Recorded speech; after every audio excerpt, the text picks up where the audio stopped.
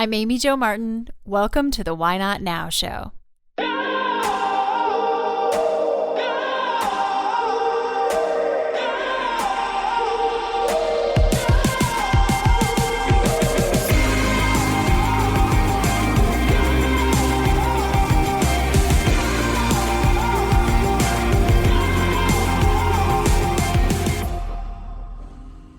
You know that thing you've been thinking about doing? Yeah, that one. Why not now? Have you ever actually taken the time to ask yourself, what's stopping me? Let's talk it through. This is your chance to give that idea the attention it deserves and take action.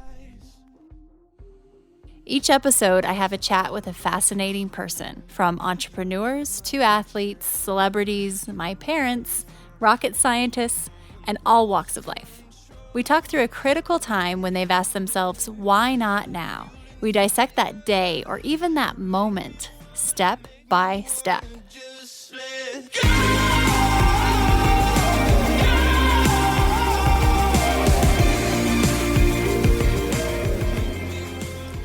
I'm super jazzed to share that I've partnered up with kindness.org, which is a brand new nonprofit heavily rooted in researching and measuring the impact of kindness, which is something I'm very passionate about and have been doing for a while now.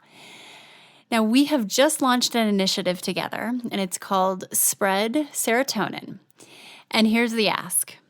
I'm asking you to go online to your social media friends and following and ask them how you can help them.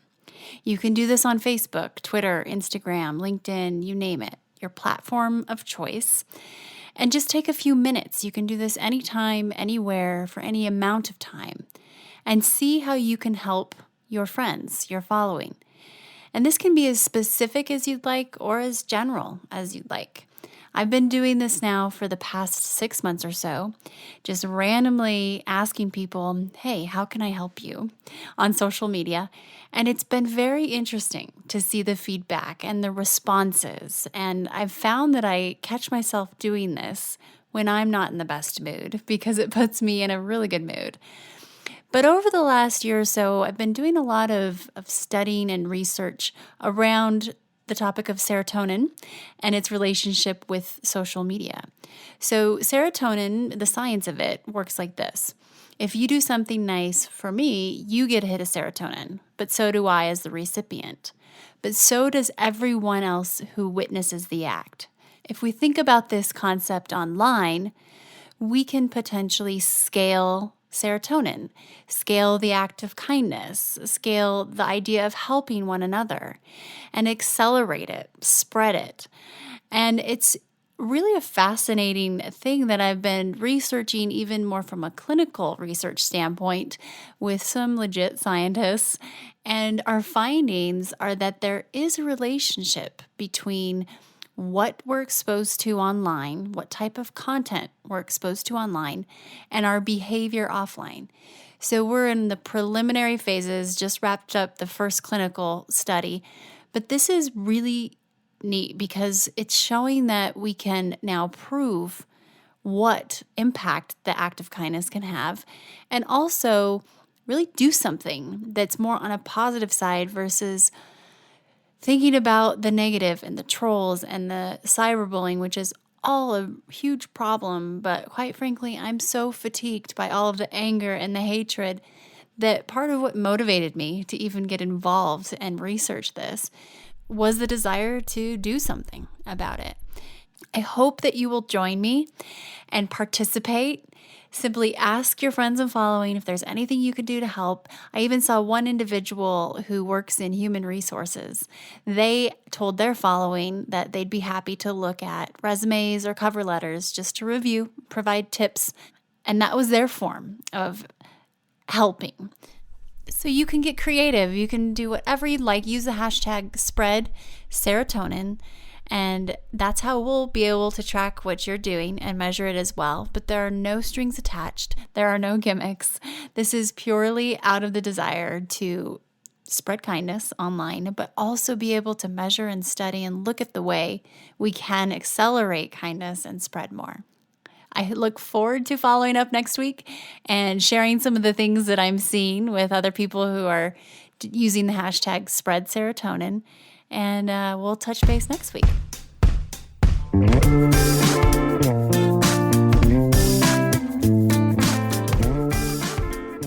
Today I have Kathryn Budig on the show. She is an internationally celebrated yoga teacher, but not just the yogi that shows up on Instagram and claims to be a health and wellness expert. Kathryn is legit. She's been doing this for more than a decade. She is an OG yogi, if you know what I mean. But she goes way back and has studied this world as well as the world of wellness and mindfulness for a long time. Kathryn has done a lot of incredible things in her life, and she will continue to do so. But what I feel is the most interesting aspect of this conversation is that she keeps it real. She's always evaluating and kind of reinventing the way she's living her life to make sure that it's being lived in the way that's aiming true to her mission and vision. Kathryn is the real deal, and she talks about struggles. She talks about being authentic to her true aim and her true vision for her life. And sometimes that means reinventing the direction that she's going, and also sometimes it means shedding certain people, certain things that no longer serve her. I love this authentic conversation with Kathryn because I think she's willing to talk about a lot of things and share the behind the scenes that most of us don't tend to see. The fact that Kathryn is a warrior for self-acceptance makes me a big fan. So enjoy this chat. Before we get started, I want to fill you in on something that's made a big difference in my life, and that's Headspace. I'm grateful to have them as a sponsor of this episode. Headspace is a guided meditation app that I've been using for the past couple of months, and it's the first time I've ever been able to meditate consistently. I've tried to adopt various forms of mindfulness off and on for the past 10 plus years, and this is the first time something has actually stuck. And call it what you want, meditation, mindfulness. Sometimes I just call it my ready, set, pause or adult timeout. It takes 10 minutes each day, and it's helped me quiet my mind. My aunt used to say, don't let anything rent space in your head for free. That's valuable real estate. Well, Headspace allows me to become a much better landlord of my thoughts and self-talk, which is a big one for me. You can go to headspace.com/why not now for a free 10-day trial. And if you stick around to the end of the show, I'll tell you how you can get a month for free. Welcome to the show, Kathryn. I'm thrilled to have you on today. Oh, likewise. Thanks for having me. Absolutely. And I understand you are up near a lake right now? I am. I'm at Lake George in upstate New York right now, and it's gorgeous. I love it. And this is a bit of a vacay? Yeah, just a little getaway for a couple days, rewire myself, write, enjoy nature, all that good stuff. Very important. Very important. So I've filled the listeners in just a little bit about you, but I think it's always best to hear from the source. So could you tell us a little bit about yourself? Sure. I am a yoga teacher and a writer, and I have been branching out into more broader wellness, including cooking. The latest book that I just published is basically part cookbook, which is really exciting for me. And I've been teaching for, it's been 13 years now. I started in Los Angeles teaching at Yoga Works, and I currently live in Charleston, South Carolina, but my home studio is actually an online studio. I teach at a place called yogaglow.com. And then I spend the rest of my time basically on planes. I travel. I do festivals and workshops and all over the place. And I'm gearing up to go to Australia for a couple weeks and teach there. And my book is coming out. So it'll be a little bit of book publicity and playtime and teach time. And yeah. So it's a lot of yoga and cooking and a lot of public speaking, trying to help people feel comfortable in their skin and self-acceptance, like a really beautiful, empowered place of self-acceptance. Awesome. And we will definitely talk more about your book. I'd love for you to dive in and share more about that. But to get us started in the spirit of Why Not Now, there's no doubt about it that you are a pro why notter. Can you recall a time when you had been thinking about doing something for quite a while and then finally something clicked, something switched where you just thought to yourself, okay, right now, why not now do this? Totally. I mean, that actually happens to me quite often. But one of the bigger ones was that I used to live in Los Angeles and I lived there for 8 years. And, I had lovely memories there, but ultimately was not happy. And I had the opportunity to leave. And it was one of those really terrifying moments because Los Angeles was the epicenter for yoga. And I thought that my career was going to completely explode, not in a good way, implode, I guess, rather, if I left Los Angeles. But I knew it was time to leave and time to do something for myself. And that was definitely one of those why not now moments. And I reached out to a mentor of mine and I said, am I crazy for doing this? And she's like, no, this is what you need to do for your heart. This is what you need to do for your mind. And this is only going to make your career stronger. It'll be harder to reach, which is exciting for people. And made that big leap. And now I'm in Charleston, South Carolina, where my family is and my best friends. And I've absolutely never been happier. So that moment when you decided, did something specific happen, or was there a realization where, you'd been thinking about this and then? I moved for a relationship, and it was a really powerful moment for me to choose my personal life. And, I had been so fixated on my career and wanting that to do well that in retrospect, I really wasn't doing the self-care that I should have been doing. Mm-hmm. So it was a big, beautiful moment for me to find more balance than I had ever pursued at that point. And so that was a good shifting point for me. And I try on a daily basis to find that balance between my personal life and my professional life and taking good care and nurturing both of them. But it is that scene and that vibe of Los Angeles, not only is it interesting and unique, but also then you add the social media kind of factor on top of it. And it just feels like it's a constant comparison at times. When I go visit or have meetings up there, I like to do it quickly and sometimes get back down into my safe place. Run far, far away. Yes, exactly. So that pressure, I read, or maybe I heard you talk a little bit about first going to LA to pursue a career in acting. Correct. And I had what you think is stereotypical, and it's not a stereotype by coincidence, first sit down with a manager when I was looking for representation.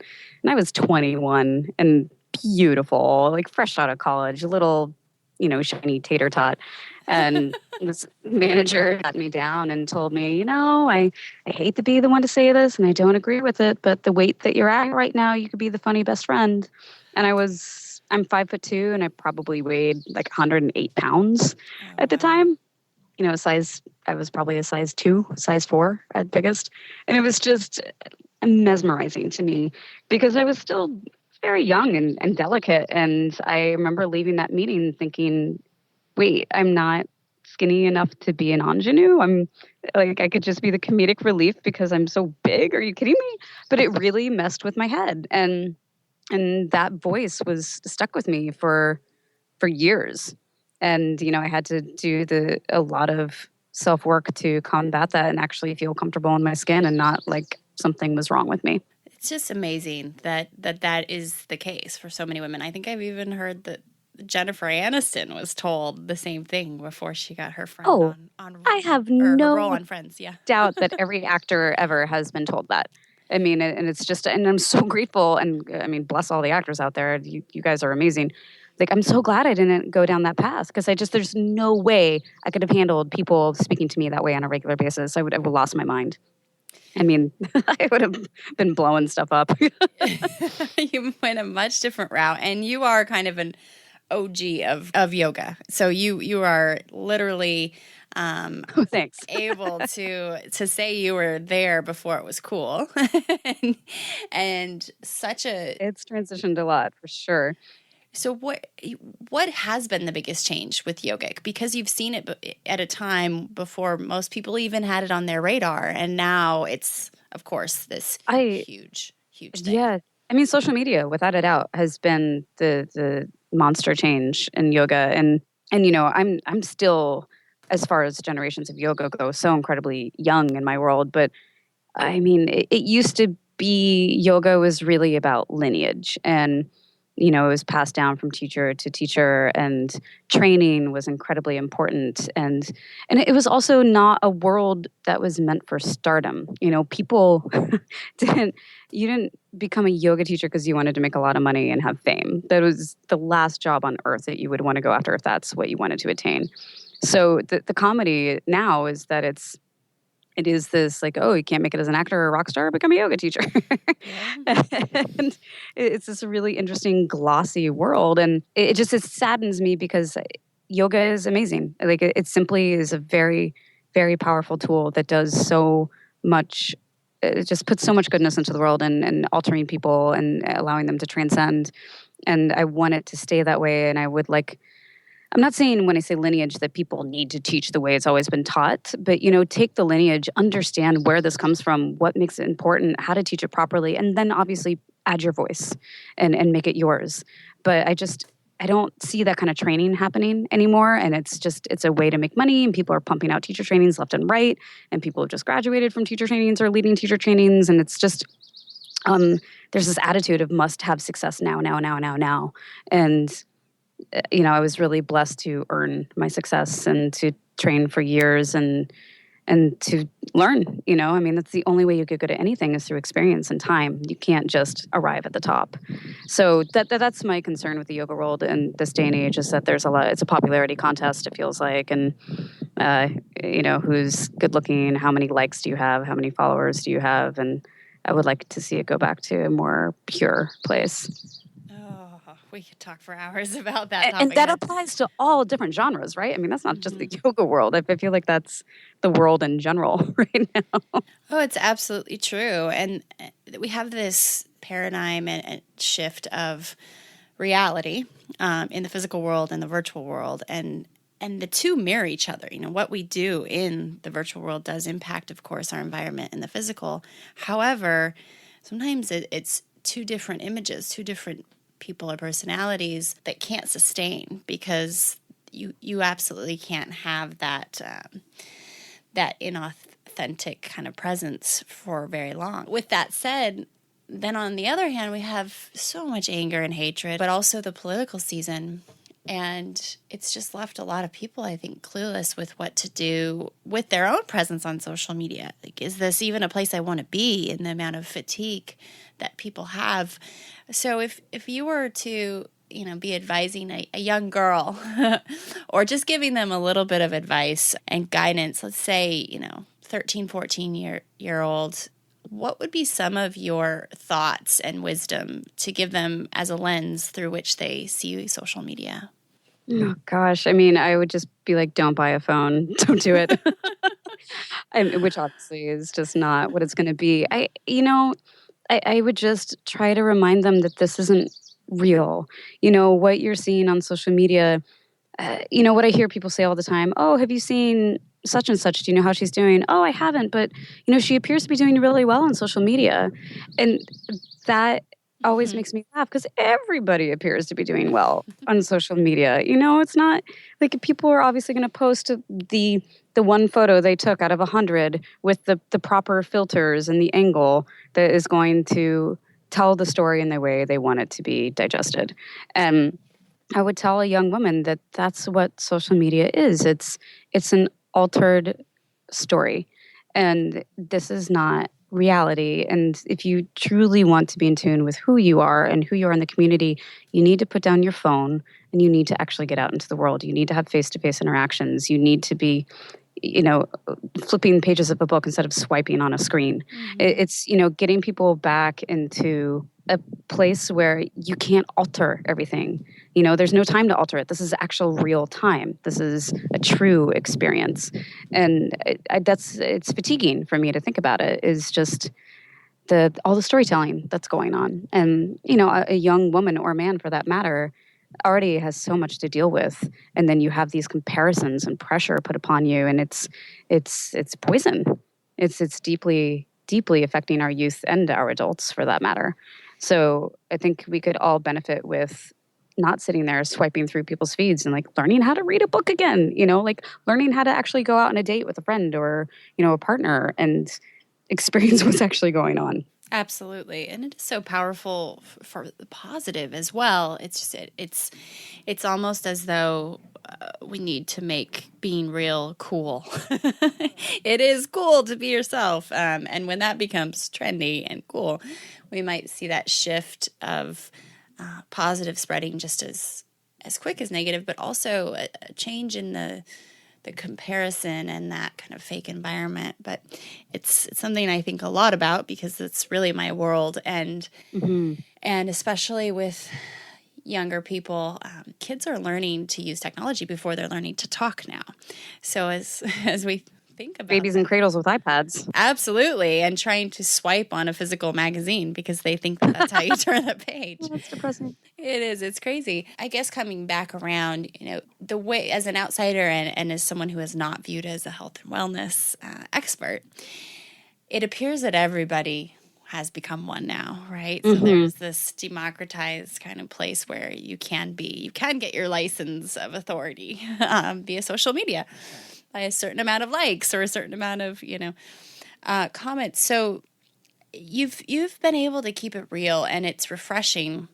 And even, Emily Nolan, who introduced us, I think there are a few people right now who are really focusing on helping people find the real truth inside of them versus trying to become thinner. They call it the era, thinner, quicker, whatever the word is. And how do you keep that? How do you not get caught up? You have this life, you're traveling, you have these fans, you've written books, and you're even sponsored by Under Armour.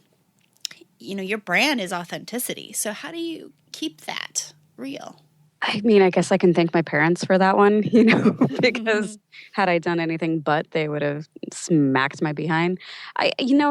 Honestly, I think it's because I'm, partially just so disgusted by anyone who's putting up a facade or hiding behind platitudes that I refuse to give in to that. And if I'm going to share something on social media, it's going to be damn well worth sharing. And it's going to be something of importance and not fluff to fill a feed. I'm not interested in entertaining people. That's not why I put things up.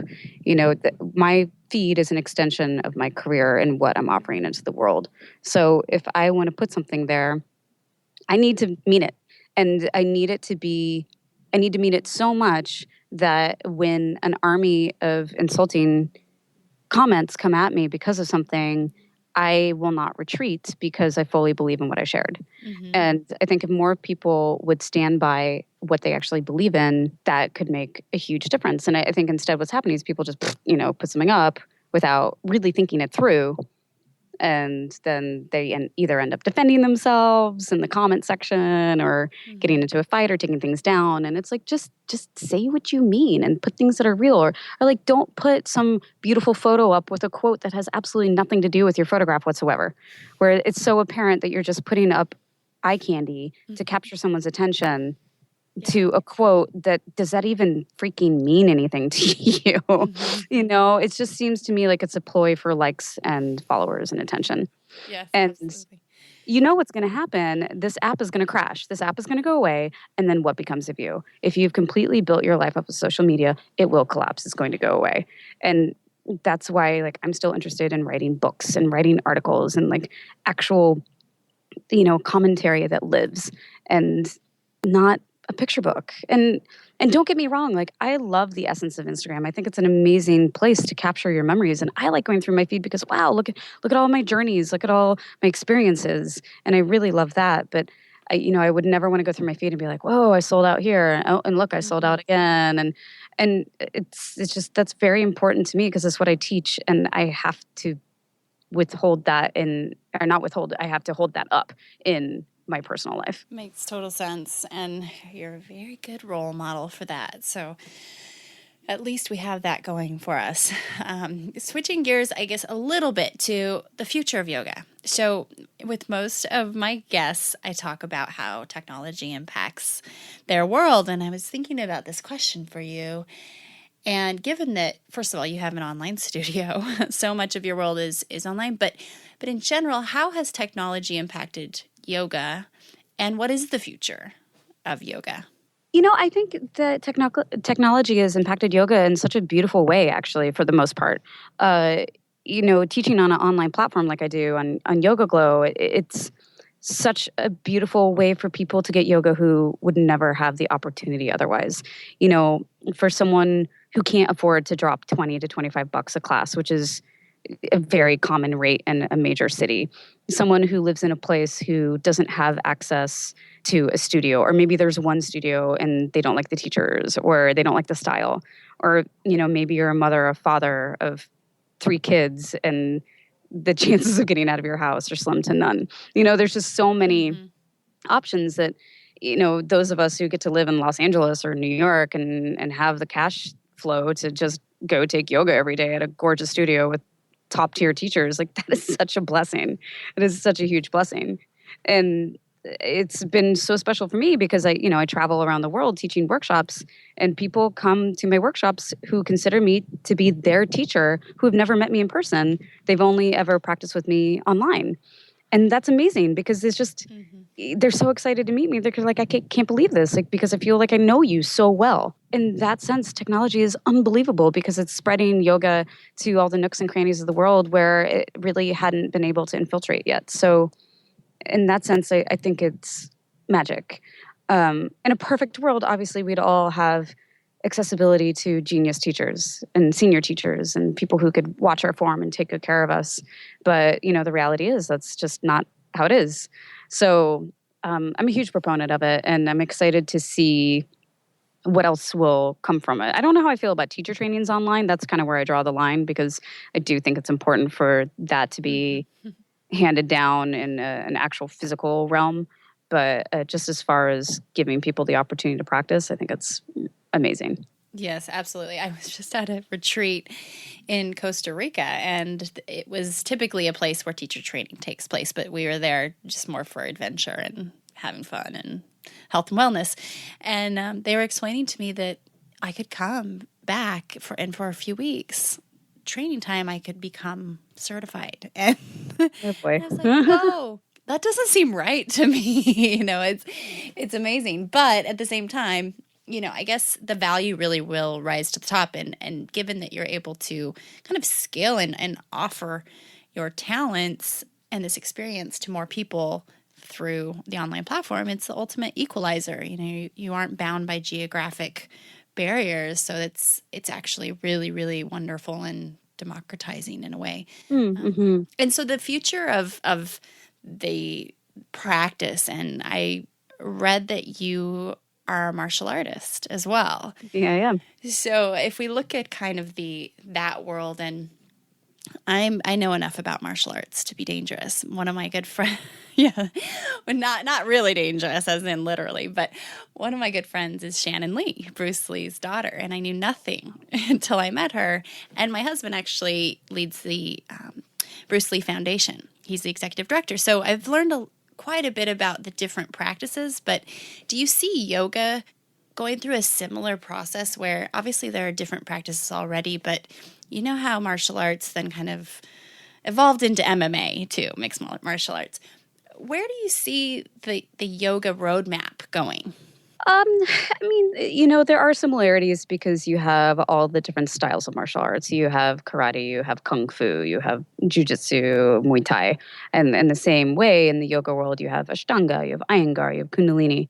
And these are all the things that I love about martial arts when it comes to yoga is that they're so similar in respect to lineage. It being handed down, and also Ashtanga reminds me of martial arts as well because the only way you progress is that you have to show up.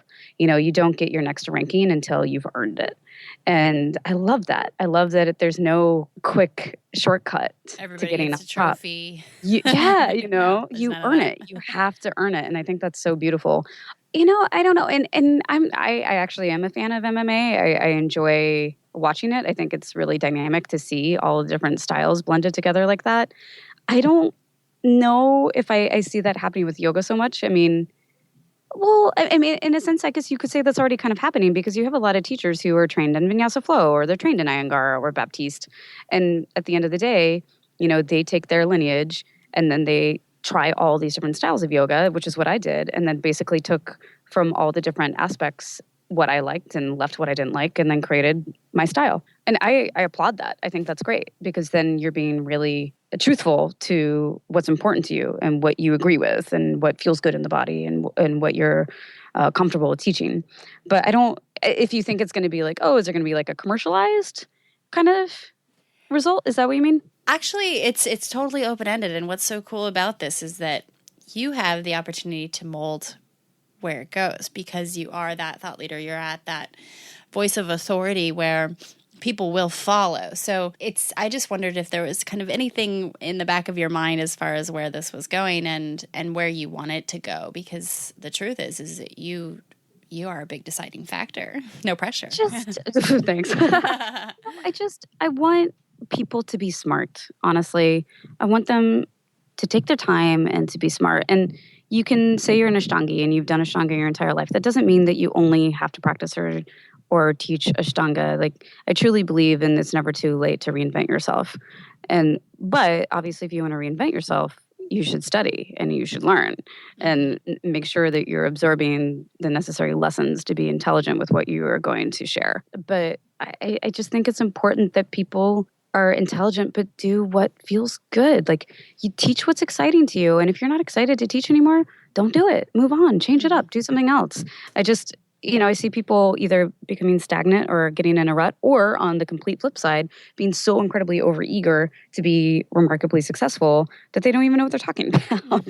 And that's going to burn out as well. So I would say no rush, but when you feel that itch to change.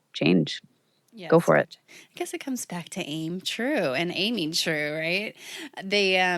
There's this recent kind of challenge I've given myself, and it's happened a few times, but meditation has been a tough thing for me in the past. Join the club. Tried so many times, and it has not stuck. But I wanted to just kind of tap into your brain a little bit about meditation. And I know that that's something you talk about in your book.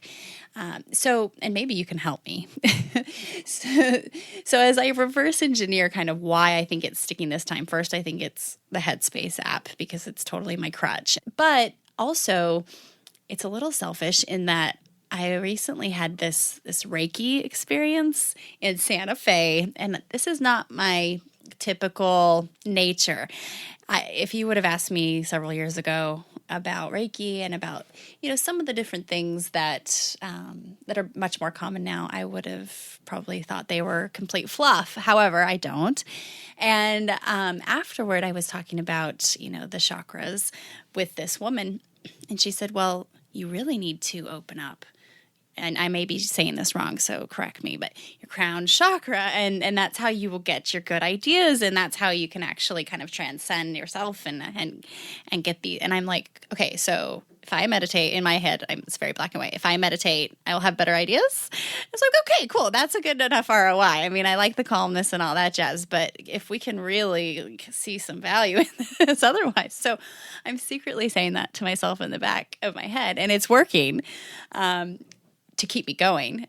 But I'm sure that you have learned some tips, top 3 tips that you have for meditation. Oh my gosh. Well, so first off, there's so many different ways to meditate. And I think that's something that a lot of people just don't know.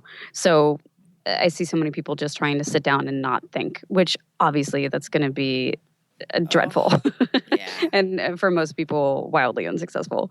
We're not meant to not think. That's just not even the function of the brain. Exactly. That's why I've failed in the past. Totally. So right. So for me personally, the styles of meditation that I've found the most useful is either doing a guided meditation, which is really amazing, where you would have a teacher or an audio recording guide you through it, walk you through it. And these are beautiful because they're visual. So they'll basically paint this picture for you to follow along. So they're telling you the story that transports you.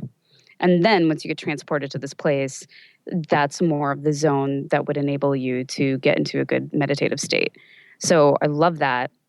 I personally practice japa meditation for the most part. And japa is when you use a mala, which I know in this day and age people think it's fashionable, but it's actually used for prayer and meditation. So in the same way in the Catholic Church, you use a rosary to say your Hail Marys. Mm-hmm. You would use your mala beads to say mantra and to meditate. So on each bead, you deliver whatever your mantra is. It can be something: I'm energized, I'm focused, I'm at peace, I will let no negativity touch me, whatever it is. And you say that mantra on every single bead, and you go through. And there's 108 beads. So you would go through a round. I do that. And then after I've repetitively said this mantra over and over again, I'm definitely at a place where I can sit and be quiet afterwards. And that is kind of what takes me down the rabbit hole into a place of, I want to be here. And this is recharging me. And with what you're going through right now, opening your chi, like your crown chakra. If someone told me I needed to do that when I sit and meditate, I would go through my japa, and then I would actually visualize my head opening up, like physically see that space that they're talking about, and to like feel the energy radiating from there, and ask for what it is, the creativity that you want to flood out of you, to see it, to feel it. Does it have a color? Does it have a temperature? Like actually make it as real as possible. And I mean, basically what I'm talking about is manifestation, obviously.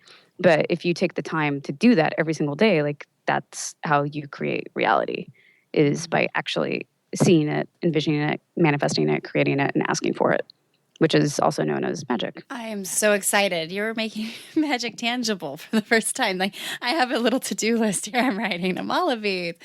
And it's true, though, because in so many ways, meditation just seems conceptual and this thing. And it's so nice to have it broken down more like this. Totally. Yeah. And not to feel like someone's standing over you with a ruler getting ready to, whap your wrist. It's just like... And also find a time during the day, if you can, to do it regularly. Like for me, I like, if possible, like wake up, feed my dogs, and then I will go meditate. It's like I find if I focus on a certain time of day to do it, that helps a lot, instead of like, oh, I'm going to do it later. And then next thing you know, you're in bed, you're like, oops, I guess I'll do it tomorrow. So carving out a time and space is really good if you can. Okay, cool. Yeah, I definitely have been doing it in the morning because I want to have access to those great ideas throughout the day, of course, right? And I think that's when the mind is the most clear, in the beginning of the day too. It's your body might feel kind of lethargic, but the mind tends to have the most clarity then. And that's generalized, but trying to track, just jot down a couple of notes on my dreams too, because I've been journaling after I meditate. I'm assuming you journal. I do. You do. Do you have a certain time or practice that you journal after or before meditation? It just as important information comes to me. Yeah. I mean, okay. When I say journal, I'll like even just be writing stuff on my iPhone, because if I'm on a plane, I'm like, oh, Yeah. And for me as a writer, I'm like, oh, this would be a good idea, or that would be a good idea. I got to put this down. And of course, I go back to my notes. I'm like, what does that mean? Yes. What on earth was I getting at? I don't know. Absolutely. Well, thank you. I will follow back up with you in a few weeks and let you know how the meditation's going. Excellent. Pretty excited about this. And okay, so the other big anchor question for Why Not Now is more about the future. So here you are, this amazing book. You're traveling, you're getting ready to go to Australia, which is super exciting. Is there anything that you've been considering doing that you haven't done yet? Maybe this is personal or professional, but it could be something you've been maybe dragging your feet a little bit on that you want to do, that we can talk through about a future Why Not Now? Oh my gosh, yeah, I'm completely in that boat right now. I've just been going through like an immense amount of transition in my life right now, and I've been teaching for 12, 13 years now. I've been on the travel circuit since about 2008, and it's amazing, but I'm also reaching a point where it's becoming deeply apparent that I can't continue to just do this. And I've been trying to figure out what exactly does that mean, because I could easily continue to do this for years and years and years, as many yoga teachers do, but it's not feeding me anymore. And I need something to put me outside of my comfort zone and excite me and new projects. So I'm definitely in this really fascinating phase right now where I know I could continue to do exactly what I'm doing and be successful, but that's not going to feed me. So I'm kind of regrouping myself and bringing new people into my life, and making the step forward to I really want to start creating more lifestyle content, honestly, not just yoga oriented, but wellness and food and travel and getting people outside of their comfort zone. So I'm about to jump into something I've never done before, and hopefully this will be a new chapter in my career and in my life. That's exciting. And I'm sure this has been a building process, given you have been traveling for so many years and teaching for so many years. Was there a moment where you kind of just decided that's it?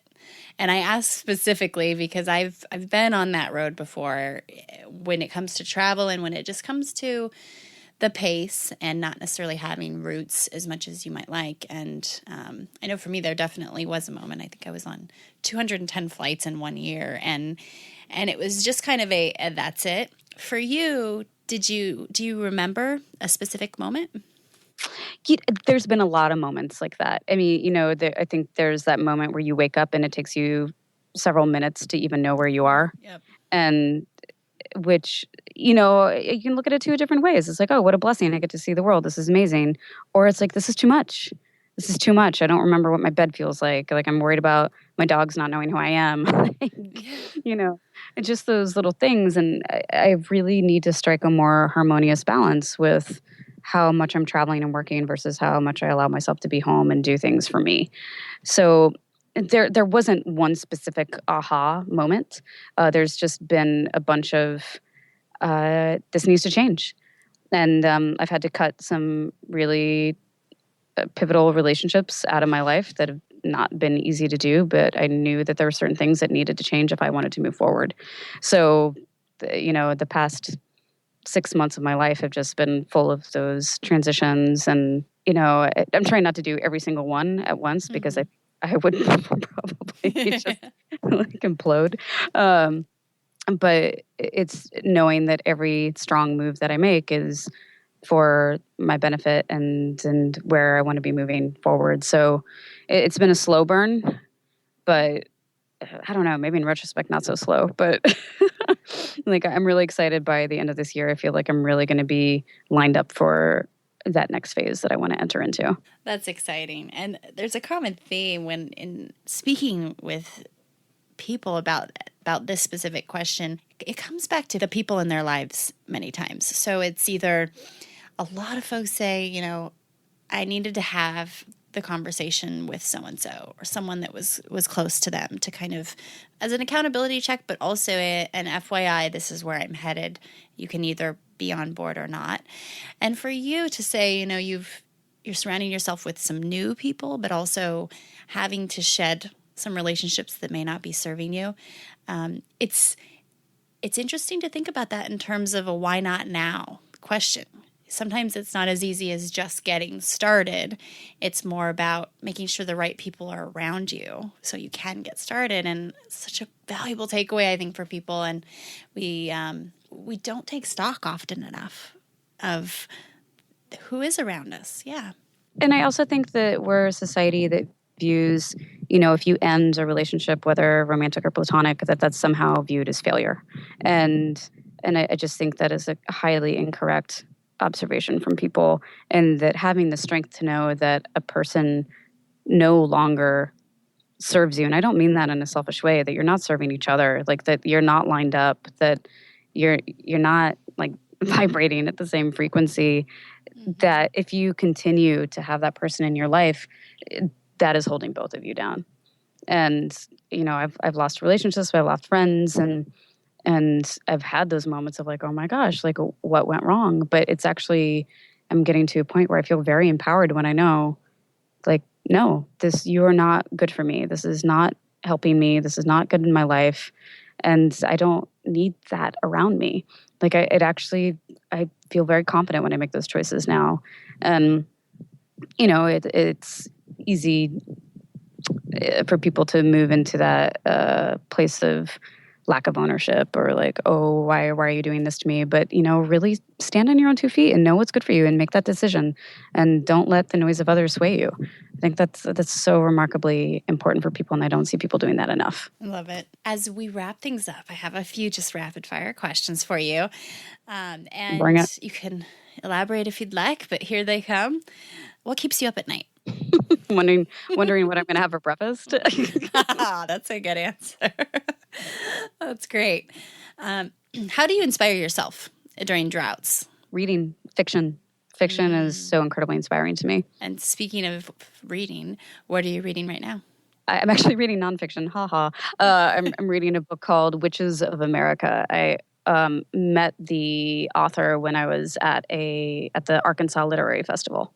Actually, it's been a really interesting book. And it's nonfiction. That sounds fascinating because yeah, I'm a big nonfiction person, but trying to get into fiction lately. All-time favorite book? What would that be? Oh gosh, It's tough, huh? probably either Pride and Prejudice or Dracula. Random, I know. Oh, we're learning more about you, Kathryn, with your. I love this. I love this. Yep. And final question: what advice would you give to your younger self? Be patient. It's all going to work out. Nice. I can't thank you enough. This has been awesome, and I truly appreciate your time, especially given that you are on vacation and we have this big transformation to look forward to and watch your journey follow along as you do shift and grow. And it's been pretty cool because I can kind of hear some birds in the background every once in a while. They're all singing. It's pretty awesome. I just have this picture of that Bluebird song, the Bluebird on my shoulder song, The Wonderful World or whatever. Snow White doing a podcast. Yes. The truth warrior in the woods. So thank you, Kathryn, and I will hopefully talk to you soon. We'll have you back on the show. Safe travels. Thank you. Best of luck to you. If you want to follow Kathryn Budig's journey, you sure can, and follow her on social media at Kathryn Budig. That's Kathryn Budig. And check out her new book, Aim True. Give it a Google. You can find it easily. And even if you're not into yoga or into kind of that scene, I still recommend you follow her and her journey because she's very inspiring. Like I said, she keeps it very real. And I really enjoy following her, and I definitely can't claim to be a yogi myself. I find her still very interesting. So I don't know if you knew or heard this, but we made it to the new and noteworthy section on the iTunes store. Apple has deemed us worthy, I guess, is what that means. I don't know. But it's really incredible because that means more people will be listening and asking themselves, why not now? So thank you for making that happen. That's a big deal. And also, there was a why not now kind of situation that I ran into. I was in London just recently, and I was talking to my Uber driver. And he asked if I traveled a lot. And I said, yeah, I do travel quite a bit for work and for play. And he said, oh, I wish I traveled more. And I said, well, why don't you? And he said, well, I don't know, I really want to go to Dubai and I just want to spend some time in Dubai and maybe even live there for a little while. And I said, well, what's stopping you? And he said, well, I don't know. I guess I've never really thought about it. And I said, okay, well, let's think it through. I had a couple of minutes on this ride. And the first thing that we did is we thought through his passport situation and whether or not he'd need a visa and how he could, actually stay in the country for a while. And then we started talking through other logistics one by one. And by the time that we finished the ride and I was getting out, he was starting to research possibly moving to Dubai and becoming an Uber driver there. And his energy completely shifted. He was excited. It just reminded me that one of the best ways, I think, to work on your own why not now is to help other people figure theirs out and help them through it. Because sometimes that perspective from the outside is so much more clear, and it's pretty cool because it motivates you and inspires you to really want to tackle your own. Many stories have been shared with me through social media and email about your why not nows, and it keeps me so inspired. So please keep them coming. I'm mentioning at least one a week, and let's keep the conversation going. This episode is also brought to you by Withings. Withings invents smart products and apps that fit into any lifestyle to help you track and aim to improve your health. I've been using Withings every day for about 1.5 years now, and I am a big fan. One of the things I love the most about the Withings app is their leaderboard step tracking feature, because I love some friendly competition. Having a leaderboard has been incentive to be more active, and I've even gotten my family involved. Although my dad did try to cheat one day by putting his phone in his horse's saddle. But whether I'm competing with my friends on the other side of the globe, my family, or Dorado, my dad's horse, we're all connecting through our health goals. I just got the Withings Watch 2, which syncs to the app so I can disconnect and not always have my phone with me, but still track my progress. Withings products can track your sleep and weight too. Knowledge is power. Go to withings.com and use coupon code WhyNotNow25 to get 25% off your order and free shipping.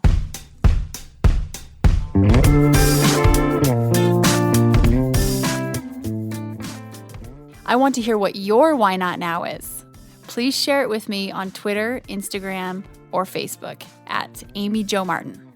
I'll send a signed copy of my New York Times best-selling book, Renegades Write the Rules, to the first 200 people who listen, rate, and leave an honest review of the podcast in iTunes. And you'll also get a free month subscription from our friends at Headspace. This is only available to Why Not Now listeners.